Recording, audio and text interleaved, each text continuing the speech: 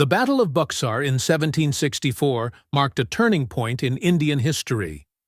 The East India Company was no longer just a trading corporation. It was now a ruler. Through the Treaty of Allahabad, the Mughal Emperor Shah Alam II granted the company Diwani rights, the authority to collect revenue from Bengal, Bihar, and Orissa. With this, the company became the real power in eastern India, controlling immense wealth and resources. But while this victory made the company rich beyond imagination, it also brought chaos, corruption, and moral decay. In the years following Buxar, Bengal's administration fell into disarray. Company officials were merchants, not rulers. Their primary goal was profit, not governance. They exploited the peasants, looted the treasury, and manipulated local zamindars for personal gain. The wealth of Bengal, once known as the paradise of nations, was drained to London. Meanwhile, the Indian population suffered under oppressive taxes, failing agriculture, and famine. The British Parliament, sitting thousands of miles away, had little idea of what was happening. But when reports of corruption, greed, and mass starvation reached London, outrage followed. The Great Bengal Famine of 1770 became a national scandal. More than 10 million people perished, nearly one-third of Bengal's population. Crops failed, but company officials still demanded revenue. Villages emptied, fields turned barren, and entire families died. Instead of providing relief, the East India Company increased taxes to make up for its losses. This was the first major disaster under British rule, a tragedy born of greed and mismanagement. Public anger in Britain grew. Writers, politicians, and activists began asking the same question: how could a private company be allowed to rule a country? It was in this climate of anger and confusion that the British government decided to intervene. Parliament realized that the East India Company had become too powerful to remain unregulated. The company had its own army, its own territory, and its own laws, almost like a nation within a nation. The need for reform was urgent. And so, in 1773, the Regulating Act was passed, the first major step by the British government to bring order and accountability to its affairs in India. But to understand the impact of the Regulating Act, we must first understand the man who would become its central figure: Warren Hastings. Born in 1732 in Oxfordshire, England, Warren Hastings came from modest beginnings. Orphaned at a young age, he was sent to Westminster School, where he excelled in academics. In 1750, at just 18, he joined the East India Company and sailed to India as a clerk. Over the years, Hastings rose steadily through the ranks, from a humble writer to a senior administrator. He was intelligent, disciplined, and deeply interested in Indian culture. Unlike many of his contemporaries, Hastings respected Indian traditions and tried to understand the local customs, languages, and religions. He was fluent in Persian and had great admiration for the sophistication of Indian society. By 1772, Hastings was appointed as the governor of Bengal. His arrival marked a crucial shift in how the company governed India. He found Bengal in chaos, the treasury empty, the administration corrupt, and the people suffering. Hastings knew that without reform, both Bengal and the company would collapse. He began a series of administrative and judicial reforms that laid the foundations for British governance in India. One of his first steps was to streamline revenue collection. Under the Mughal system, taxes were collected through zamindars, who often exploited peasants for profit.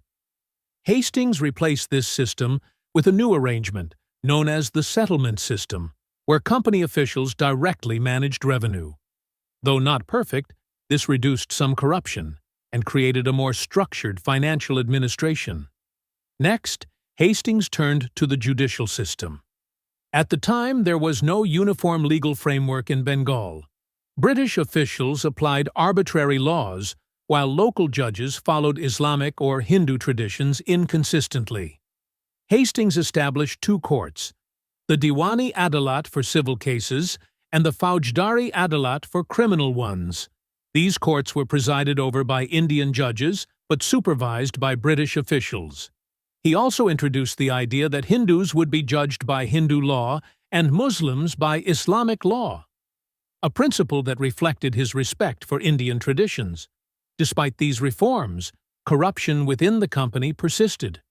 Many British officials continued to abuse their power, using their positions to accumulate vast personal fortunes. Hastings himself, though relatively honest, was surrounded by men who treated India as a land to be plundered. The British public demanded stricter control. Thus, in 1773, the Regulating Act was passed in the British Parliament, a historic law that would forever change how India was governed. The Regulating Act of 1773 had several key features. First, it created the position of the Governor-General of Bengal, with authority over the other two British presidencies, Bombay and Madras. This was done to create a unified structure of governance across India. Warren Hastings became the first person to hold this position, effectively making him the head of British India. Second, the Act established a council of 4 members to assist the Governor-General in decision-making. This was intended to prevent absolute power from being concentrated in one man's hands. However, in practice, it led to political infighting. The council members often disagreed with Hastings, making governance difficult and slow. Third, the Act created a Supreme Court of Judicature in Calcutta, the first British-style court in India. This court was meant to ensure justice and prevent abuse of power, but its unclear jurisdiction caused confusion. The court often clashed with Indian authorities and local customs, leading to resentment among Indians. Finally, the Act required the East India Company to submit regular reports to the British government. This was the first time the company was held accountable to Parliament, marking the beginning of official government oversight over Indian affairs. Despite its flaws, the Regulating Act was a turning point. It transformed the East India Company from a commercial enterprise into a political power under government supervision. It also set the foundation for later reforms that would eventually lead to direct Crown rule. Warren Hastings, as the first Governor-General, became the architect of British administration in India. Under his leadership, India saw many reforms, administrative, financial, and judicial.